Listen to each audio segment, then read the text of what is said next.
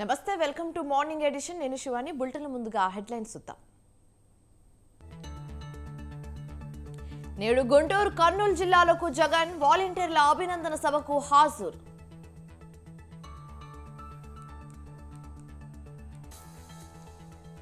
మేడిగడ్డ నీటి లిఫ్టింగ్ పై సవాల్ ప్రతి సవాల్, బాధ్యత తీసుకోవాలన్న రేవంత్, అధికారం అప్పగిస్తే రెడీ అన్న హరీష్.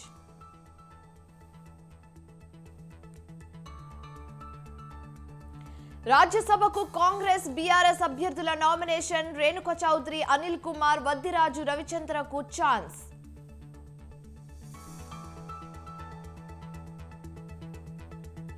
ఢిల్లీ సీఎం కేజ్రీవాల్ కు మళ్లీ నోటీసులు.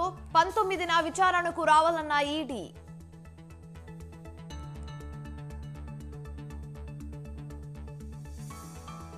నేడు మరోసారి రైతులతో కేంద్రం చర్చలు. చండీగఢ్ లో 5 గంటలకు భేటీ.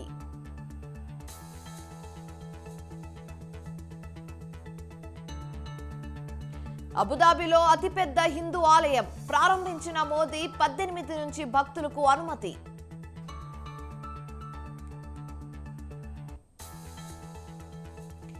నేటి నుంచి 3వ టెస్ట్ మ్యాచ్. రాజ్కోట వేదికగా భారత్ ఇంగ్లాండ్ ఫైట్.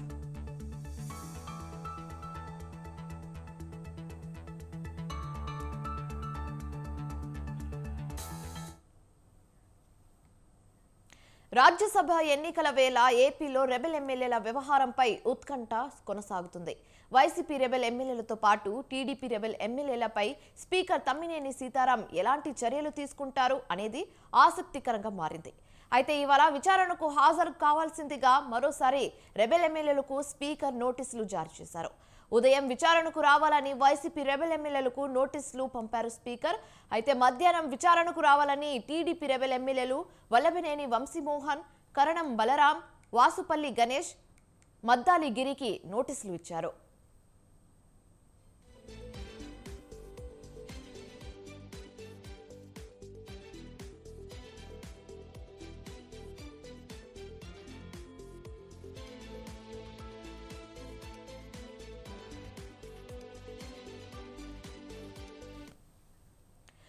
రాజ్యసభ ఎన్నికల వేళ ఏపీలో రెబెల్ ఎమ్మెల్యేల వ్యవహారంపై ఉత్కంఠ కొనసాగుతుంది. వైసీపీ రెబెల్ ఎమ్మెల్యేలతో పాటు టీడీపీ రెబెల్ ఎమ్మెల్యేలపై స్పీకర్ తమ్మినేని సీతారాం ఎలాంటి చర్యలు తీసుకుంటారు అనేది ఇప్పుడు ఆసక్తికరంగా మారింది. అయితే ఇవాళ విచారణకు హాజరు కావాల్సిందిగా మరోసారి రెబెల్ ఎమ్మెల్యేలకు స్పీకర్ నోటీసులు జారీ చేశారు. అయితే ఉదయం విచారణకు రావాలని వైసీపీ రెబెల్ ఎమ్మెల్యేలకు నోటీసులు పంపారు స్పీకర్. మధ్యాహ్నం విచారణకు రావాలని టీడీపీ రెబెల్ ఎమ్మెల్యేలను వల్లభనేని వంశీమోహన్, కరణం బలరాం, వాసుపల్లి గణేష్, మద్దాలి గిరికి నోటీసులు ఇచ్చారు. ఇక ఇదే అంశం మీద పూర్తి సమాచారం మా ప్రతినిధి రమేష్ ఫోన్ ద్వారా అందిస్తారు. రమేష్, చెప్పండి. శివాని, ఏపీలో తెలుగుదేశం అదేవిధంగా వైఎస్ఆర్ కాంగ్రెస్ పార్టీకి సంబంధించిన రెబల్ ఎమ్మెల్యేల అనర్హత పిటిషన్ల పైన విచారణ కొనసాగుతుంది. ఇప్పటికే స్పీకర్ తమ్మినేని సీతారాం 2 సార్లు రెబల్ ఎమ్మెల్యేలకు నోటీసులు ఇవ్వడం జరిగింది. మొదటిసారి వైసీపీకి సంబంధించిన రెబల్ ఎమ్మెల్యేలు స్పీకర్ ముందు హాజరయ్యి తమ వివరణ ఇచ్చేందుకు కొంత సమయం కావాలని కోరడం జరిగింది. అందులో భాగంగా 2వసారి కూడా వారికి అవకాశం ఇచ్చారు. అయితే 2వసారి కేవలం ఎమ్మెల్యే ఆనం రామనారాయణ రెడ్డి ఒక్కరు మాత్రమే స్పీకర్ ముందు హాజరయ్యారు. మిగిలిన 3 ఎమ్మెల్యేలు కోటమిరెడ్డి శ్రీధర్ రెడ్డి, మేకపాటి చంద్రశేఖర్ రెడ్డి, ఉండవల్లి శ్రీదేవి, ఈ 3 కూడా స్పీకర్ ముందు హాజరు కాలేదు. విచారణకు కొంత సమయం కావాలంటూ లేఖ ఇవ్వడం జరిగింది. ఈ నేపథ్యంలో మొన్న కూడా మరోసారి వారికి హాజరయ్యేందుకు అవకాశం ఇచ్చారు. అయినప్పటికీ కూడా వైసీపీ రెబల్ ఎమ్మెల్యేలు స్పీకర్ ముందు హాజరు కాలేదు. మరోవైపు తెలుగుదేశం పార్టీకి సంబంధించిన 4 రెబల్ ఎమ్మెల్యేలు కూడా అనర్హత పిటిషన్ల పైన విచారణ జరిపేందుకు విచారణకు రావాలని ఆదేశించడం జరిగింది. గతంలో వాసుపల్లి గణేష్ ఒక్కరు మాత్రమే స్పీకర్ ముందు హాజరయ్యారు. మిగిలినటువంటి 3 ఎమ్మెల్యేలు వల్లభనేని వంశీ, కర్ణం బలరాం, అదేవిధంగా మద్దాల గిరి, ఈ 3 కూడా స్పీకర్ ముందు హాజరు కాలేదు. స్పీకర్ ఏ నిర్ణయం తీసుకున్న దానికి కట్టుబడి ఉంటామనే అభిప్రాయాన్ని తెలుగుదేశం పార్టీకి సంబంధించిన రెబల్ ఎమ్మెల్యేలు వ్యక్తం చేస్తూ ఉన్నారు. ఇక వైఎస్ఆర్ కాంగ్రెస్ పార్టీకి సంబంధించినటువంటి రెబల్ ఎమ్మెల్యేలు మాత్రం స్పీకర్ తమకు సరైన సమాచారం ఒకవైపు చెప్తున్నారు. మరోవైపు తమ పైన ఏదైతే అనర్హత పిటిషన్లకు సంబంధించి నోటీసులు ఇచ్చారో ఈ నోటీసులు సరైనవి కావనే అభిప్రాయాన్ని కూడా వ్యక్తం చేస్తూ ఉన్నారు. దానికి సంబంధించి ఇచ్చినటువంటి నోటీసుల్లో ఆధారాలు ఏవైతే ఉన్నాయో వాటి ఒరిజినల్ కాపీలు కావాలంటూ కూడా స్పీకర్ పదే కోరుతున్న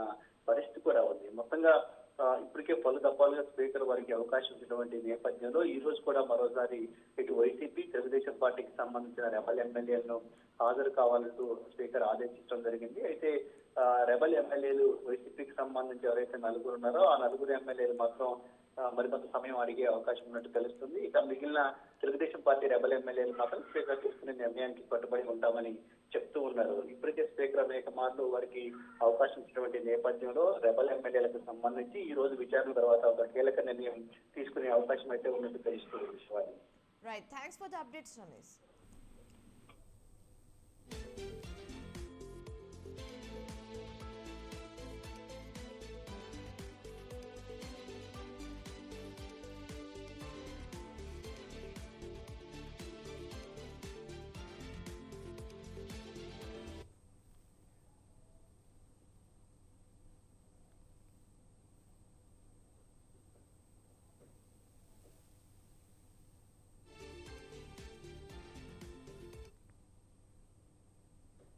ఏపీ సీఎం జగన్ ఇవాళ 2 జిల్లాల్లో పర్యటించనున్నారు. కర్నూలు, గుంటూరు జిల్లాలో పర్యటిస్తారు. ఉదయం కర్నూలులో ఎమ్మిగనూరు ఎమ్మెల్యే చెన్నకేశవరెడ్డి మనవడి వివాహానికి హాజరు కానున్నారు సీఎం జగన్. మధ్యాహ్నం తర్వాత గుంటూరు జిల్లా ఫిరంగిపురంలో వాలంటీర్ల అభినందన సభలో పాల్గొంటారు.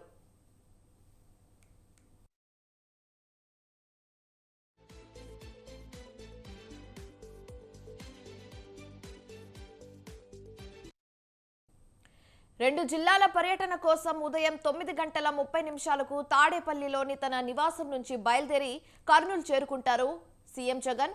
అక్కడ బళ్ళారి రోడ్లోని ఫంక్షన్ హాల్లో ఎమ్మిగనూరు ఎమ్మెల్యే చెన్నకేశవరెడ్డి మనవడి వివాహానికి హాజరై నూతన దంపతులను ఆశీర్వదించనున్నారు. ఆ తర్వాత మధ్యాహ్నం తిరిగి తాడేపల్లి చేరుకునున్నారు సీఎం జగన్. ఆ తర్వాత గుంటూరు పర్యటనకు వెళ్తారు. మధ్యాహ్నం 2:40 తాడేపల్లిలోని తన నివాసం నుంచి బయలుదేరి గుంటూరు జిల్లా ఫిరంగిపురం మండలం రేపూడి చేరుకుంటారు. అక్కడ నిర్వహించనున్న వాలంటీర్ల అభినందన సభలో పాల్గొననున్నారు ముఖ్యమంత్రి జగన్. అనంతరం సాయంత్రం తిరిగి తాడేపల్లి చేరుకుంటారు సీఎం జగన్.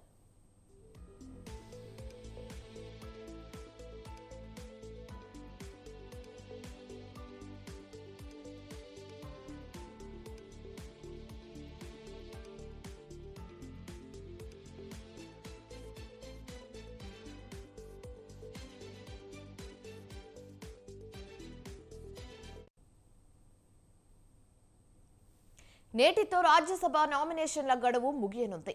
తెలంగాణలో ఖాళీ అయిన 3 స్థానాలకు అభ్యర్థులను ఖరారు చేశారు. కాంగ్రెస్ నుంచి రేణుకా చౌదరి, అనిల్ కుమార్ యాదవ్, బీఆర్ఎస్ నుంచి వద్దిరాజు రవిచంద్ర ఇవాళ నామినేషన్ వేనున్నారు.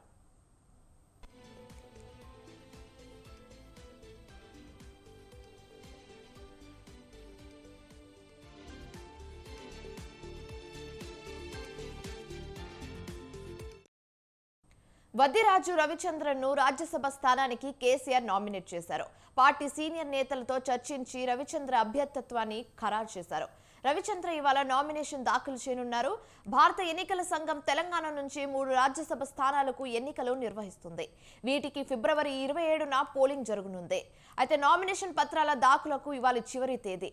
బీఆర్ఎస్ ఎంపీలు జె సంతోష్ కుమార్, బడుగుల లింగయ్య యాదవ్, వద్దిరాజు రవిచంద్ర పదవి కాలం ఈ నెల ఆఖరుతో ముగియనుండడంతో 3 స్థానాలకు ఎన్నికలు నిర్వహించనున్నారు.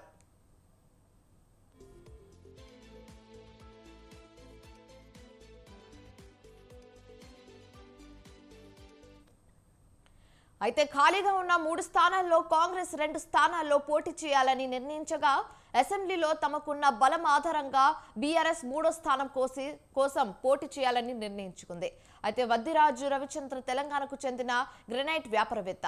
ఆయన 2019లో కాంగ్రెస్ పార్టీని వీడి బీఆర్ఎస్ లో చేరాడు.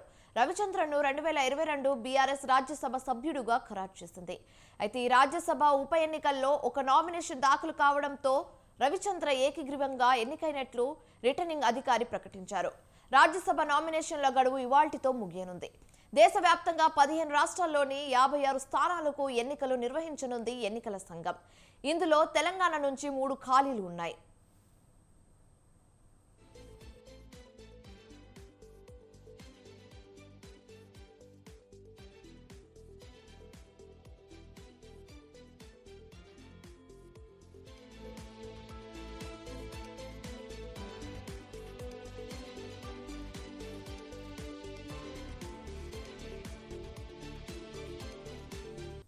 Welcome back. ఇక తెలంగాణలో అధికార ప్రతిపక్ష నేతల మధ్య మాటల యుద్ధం నడుస్తుంది. కాళేశ్వరం ప్రాజెక్టుపై అసెంబ్లీలో వాడివేడి చర్చ జరుగుతుంది. కేసీఆర్ అసెంబ్లీకి వచ్చి సమాధానం చెప్పాలని సీఎం రేవంత్ రెడ్డి తీవ్ర వ్యాఖ్యలు చేస్తుండగా వాటికి బీఆర్ఎస్ నేతలు హరీష్ రావు, కేటీఆర్, కడియం శ్రీహరి కౌంటర్ ఇచ్చే ప్రయత్నం చేశారు. అక్కడ మైక్ ఇవ్వకపోవడంతో తీవ్రమైన పదజాలం వాడడంతో బీఆర్ఎస్ నేతలు వాకౌట్ చేశారు. మేడిగడ్డ విషయంలో అధికార పక్షం చేస్తున్న విమర్శలపై మాజీ మంత్రి హరీష్ రావు నిజాలు చెప్పే ప్రయత్నం చేశారు. అయితే ఈ క్రమంలోనే మేడిగడ్డలో నీళ్లు నింపే పరిస్థితులు లేవని, వీలైతే భారీ నీటి పారుదల శాఖ మంత్రిగా చేసిన హరీష్ రావు బాధ్యత తీసుకొని నింపాలంటూ రేవంత్ రెడ్డి సవాల్ చేశారు.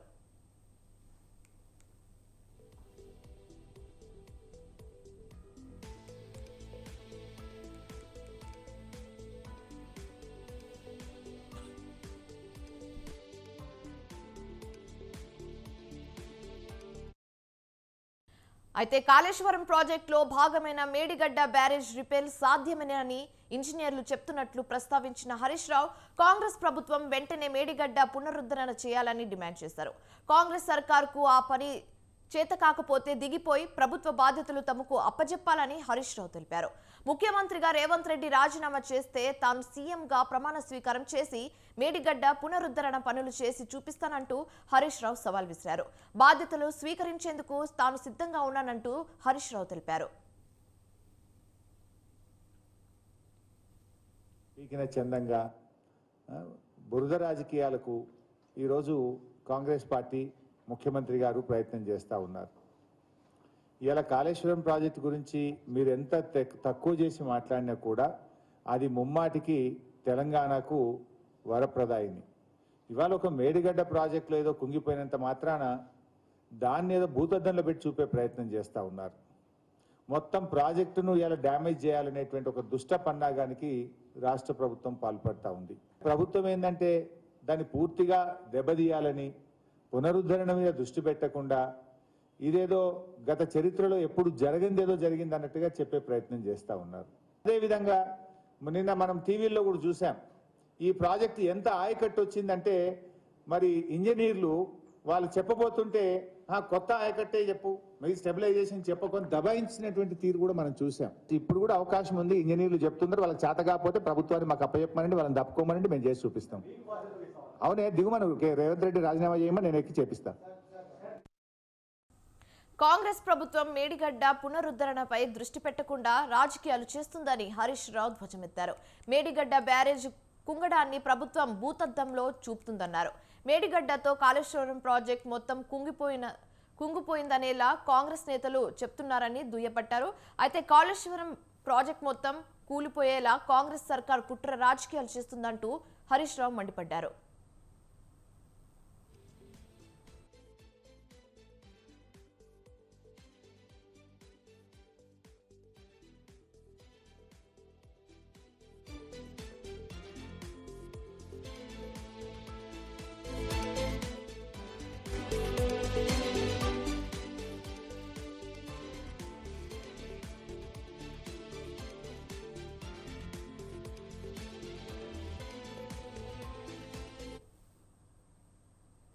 తెలంగాణ బీజేపీ శాసనసభ పక్ష నేతగా ఏలేటి మహేశ్వర్ రెడ్డిని నియమించింది అధిష్టానం. బీజేపీ ఎల్పీ, డిప్యూటీ ఎల్పీ విప్లను ప్రకటిస్తూ స్పీకర్కు లేఖ రాశారు పార్టీ అధ్యక్షుడు కిషన్ రెడ్డి. బీజేపీ ఎల్పీ లీడర్గా ఏలేటి మహేశ్వర్ రెడ్డి, విప్లుగా పాల్వై హరీష్, సత్యనారాయణ గుప్తాను నియమించారు. అయితే డిప్యూటీ ఫ్లోర్ లీడర్స్గా పాయల్ శంకర్, వెంకటరమణారెడ్డి ఉండనున్నారు. శాసన మండలి బీజేపీ పక్ష నేతగా ఏవీఎన్ రెడ్డిని నియమించారు.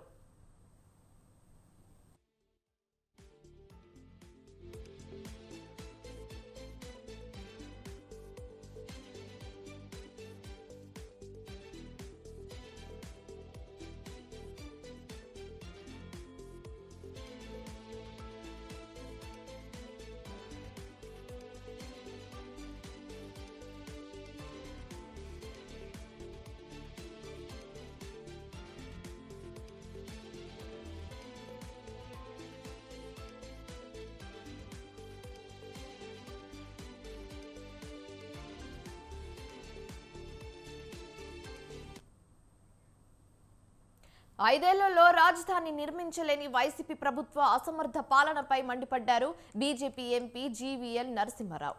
3 రాజధానులంటూ ప్రగల్భన పలికి ఇప్పుడు 4వదిగా హైదరాబాద్ను తెరపైకి తేవడం ఎన్నికల్లో లబ్ధి కోసం ఆడుతున్న కొత్త ఎదుగడ్డ అని పేర్కొన్నారు.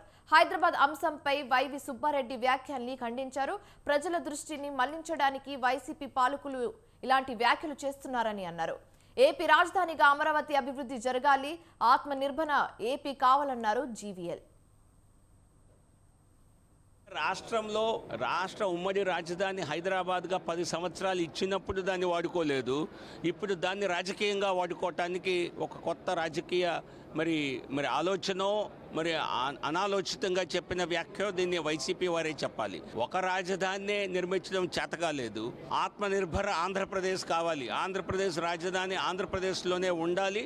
అటువంటి రాజధాని ఒకటి ఏర్పాటు చేయటం జరిగింది అమరావతిగా. సో దాన్ని అభివృద్ధి చేయాలి తప్పితే మళ్ళీ ఇంకో 4వ పేరు తీసి బయటికి తీసి ప్రజల్ని సంక్షోభంలోకి నెట్టడం ఖచ్చితంగా ఒక రాజకీయ క్రీడలాగా కనిపిస్తుంది తప్పితే అదేదో పెద్దగా ఆలోచన చేసి వారు ఆలోచన పరంగా చెప్పిన అంశంలా అనిపించడం లేదు. ఇక్కడ రాష్ట్ర ఉమ్మడి రాజధాని హైదరాబాద్గా 10 సంవత్సరాలు ఇచ్చినప్పుడు దాన్ని వాడుకోలేదు. ఇప్పుడు దాన్ని రాజకీయంగా వాడుకోవటానికి ఒక కొత్త రాజకీయ ఆంధ్రప్రదేశ్ ఎన్నికలకు సంబంధించిన కీలక అంశంపై స్పందించింది ఈసీ. ఎన్నికల విధుల్లోకి గ్రామ వార్డు సచివాలయ సిబ్బందిని తీసుకెళ్లేందుకు అభ్యంతరం లేదని తెలిపింది. అయితే ఈ మేరకు కేంద్ర ఎన్నికల సంఘం సీఈఓకు లేఖ రాసింది. ఎన్నికల్లో ఓటర్ల వేలిపై ఇంకు పూసే విధుల విషయంలో స్పందించింది ఈసీ. గ్రామ వార్డు సచివాలయ సిబ్బందికి ఇంకు రాసే విధులే అప్పగించాలని సూచించింది. ఇంతకు మించి వేరే ముఖ్యమైన ఎన్నికల పనులేవి వారికి అప్పగించవద్దంటూ సీఈఓకు సూచనలు చేసింది ఈసీ.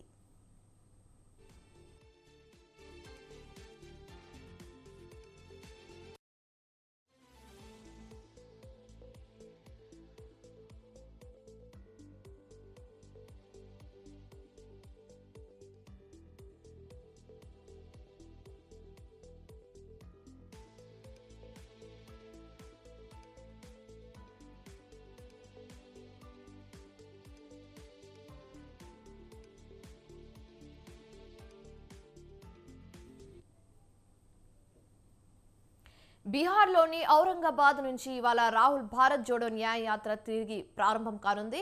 అయితే ఔరంగాబాద్లో తిరిగి భారత్ జోడో న్యాయ యాత్ర ప్రారంభం అవుతుందని మధ్యాహ్నం 2 గంటలకు జరిగే బహిరంగ సభలో కాంగ్రెస్ అధ్యక్షుడు మల్లికార్జున్ ఖర్గే, రాహుల్ గాంధీ పాల్గొంటారని కాంగ్రెస్ సీనియర్ నేత జైరాం రమేష్ తెలిపారు.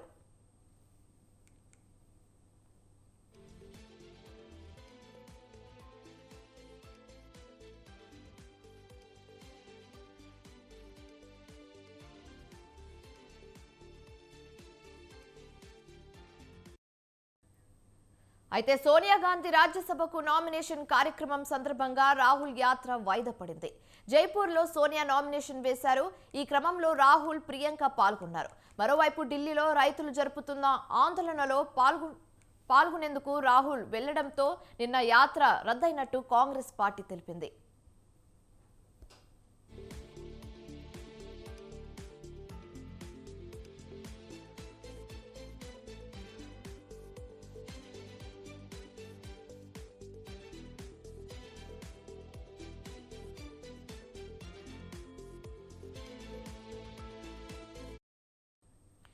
అయితే జనవరి 14న మణిపూర్లో ప్రారంభమైన భారత్ జోడో న్యాయయాత్ర స్కెడ్యూల్ ప్రకారం 68 రోజుల్లో 6,713 కిలోమీటర్లు ప్రయాణించాల్సి ఉంది.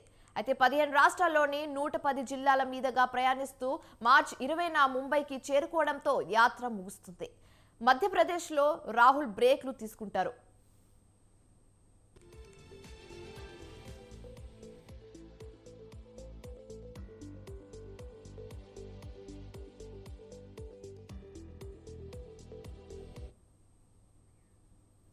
Delhi liquor scam money laundering కేసులో ఢిల్లీ ముఖ్యమంత్రి అరవింద్ కేజ్రీవాల్ కు ఎన్ఫోర్స్మెంట్ డైరెక్టరేట్ 6 సార్లు సమన్లు జారీ చేసింది. అయితే ఈ నెల 19న విచారణకు రావాలని పేర్కొంది. ఇప్పటి వరకు తాము ఇచ్చిన నోటీసులకు కేజ్రీవాల్ స్పందించకపోవడంతో దర్యాప్తు సంస్థ గత వారం న్యాయస్థానాన్ని ఆశ్రయించింది. అయితే ఉద్దేశపూర్వకంగానే కేజ్రీవాల్ హాజరు కావడం లేదని ఈడీ పేర్కొంది. విచారణ చేపట్టిన న్యాయస్థానం ఈ నెల 17న వ్యక్తిగతంగా కోర్టు ఎదుట హాజరు కావాలని ఆదేశించింది. అయితే ఈ విచారణకు ముందే 6సారి సమన్లు జారీ చేసింది ఈడీ సమన్లు చట్టవిరుద్ధమని, రాజకీయ కుట్రల్లో భాగమేనని తనను పిలుస్తున్నారని కేజ్రీవాల్ గతంలోనే ఆరోపించారు.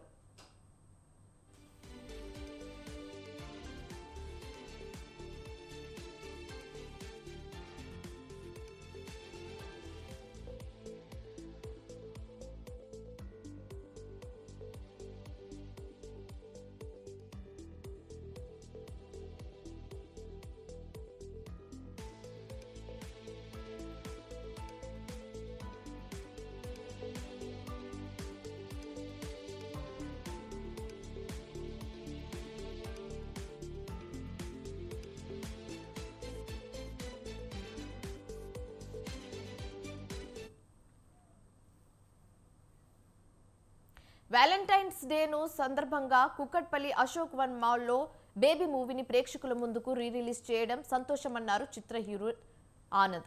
ఏ మాత్రం సినిమా క్రేజ్ తగ్గలేదని సంతోషాన్ని వ్యక్తం చేశారు. అయితే సినిమా డైరెక్టర్, ప్రొడ్యూసర్లు బేబీ మూవీని వ్యాలంటైన్స్ డే రోజున విడుదల చేయగలిగామని తన ఆనందాన్ని పంచుకున్నారు చిత్ర బృందం. ప్రేక్షకులతో కలిసి సందడి చేశారు. So I'm very happy. Thank you so much అండి. ఏదో అలా దొరికింది ఒక్క సినిమాకి, క్షమించేసేయండి. నెక్స్ట్ టైం జాగ్రత్త చూసుకుంటాం. ఈరోజు ఫిబ్రవరి 14th రోజు లవర్స్ డే రోజు మళ్ళీ మా బేబీ రిలీజ్ అవ్వడం.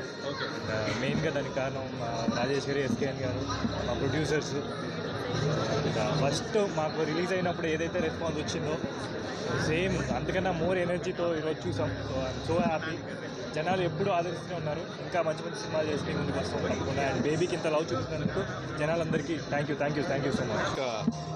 We are thankful. అంటే మా ముగ్గురు కెరియర్లో బిగ్గెస్ట్ ఫిలిం అయింది. ఒక చిన్న సినిమా అంత ఆల్మోస్ట్ 100 కోట్లు కలెక్ట్ చేసి ఒక 6-7 months గ్యాప్లోనే రిలీజ్ పడటం. It's completely because of Rajesh అన్న, ఎస్కేఎన్ అన్న, ధీరజ్, ఎవ్రీబడి. అండ్ వ్యాలంటైన్స్ డేకి పర్ఫెక్ట్ మూవీయో కాదో నాకు తెలియదు, కానీ cinema I think we made a great film. That's my personal opinion. And I think ఈరోజు వచ్చిన జనాలు కూడా చాలా ఎంజాయ్ చేస్తారు. So I'm very proud that I was part of this project. అంతే. అందరికీ నమస్తే. మీరు ఇక్కడికి వచ్చినందుకు థ్యాంక్ యూ. మా బేబీ కొన్ని మంత్స్ ముందే రిలీజ్ అయిన ఉండే. అప్పుడు చూసినప్పుడు ఎట్లుండను, ఇప్పుడు చూస్తున్నప్పుడు కూడా మాకు అట్లనే ఉంది. చాలా చాలా హ్యాపీగా ఉంది. మేము మస్తు సార్లు ఆడియన్స్ మధ్యలో కూర్చొని బేబీ మూవీ చూసినాము. ఇప్పుడు ఫస్ట్ టైం అయితే ఫీలింగ్ వచ్చిందో, ఇప్పుడు కూడా అదే ఫీలింగ్ వస్తుంది. జనాల నుంచి ఆ రియాక్షన్స్ చూస్తుంటే చాలా మోటివేటింగ్ అనిపిస్తుంది మాకు. ఇది మా కెరియర్, ఈ రియాక్షన్స్ అన్నీ మా కెరియర్లో చాలా ఇంపార్టెంట్ మాకు. ఈ మోటివేషన్ మేము అట్లనే పెట్టుకొని ఇంకా హార్డ్ వర్క్ చేస్తాం. యుఏఈ రాజధాని అబుదాబికి సమీపంలో భారీగా నిర్మించిన ఆలయం కేవలం ప్రార్థనా స్థలం మాత్రమే కాదు, మానవతా విలువలు ఉమ్మడి వారసత్వానికి చిహ్నమని ప్రధాని మోదీ అన్నారు. లోహం ఉపయోగించకుండా పూర్తి రాతి కట్టంగా నిర్మించిన అబుదాబి హిందూ ఆలయాన్ని మోదీ ప్రారంభించారు.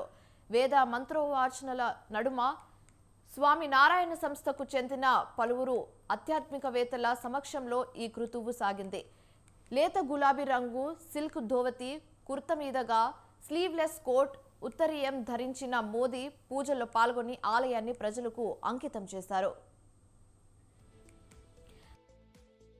షేక్ జాయద్ మసీదుల వంటి ప్రముఖ స్థలాలకు ప్రసిద్ధమైన యుఏఈ గుర్తింపుకు ఇప్పుడు మరో కొత్త సాంస్కృతిక అధ్యయనం తోడైందన్నారు మోదీ. ఈ ఆలయ నిర్మాణానికి సహకరించిన యుఏఈ ప్రభుత్వాన్ని ఎంత ప్రశంసించినా తక్కువేనని చెప్పారు. అయితే మత సామరస్యానికి ప్రపంచ ఐకత్యకు చిహ్నంగా ఈ మందిరం నిలిచిపోతుందని మోదీ అన్నారు.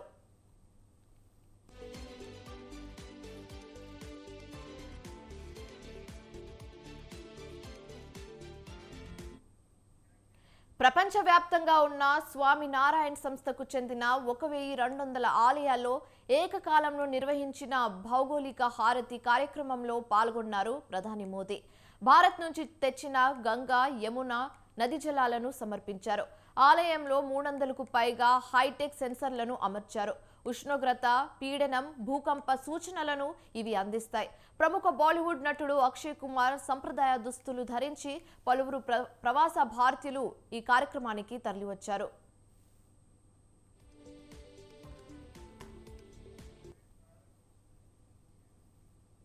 రైట్, ఇవి ఇప్పటి వరకు ఉన్న updates. For more updates keep watching స్వతంత్ర.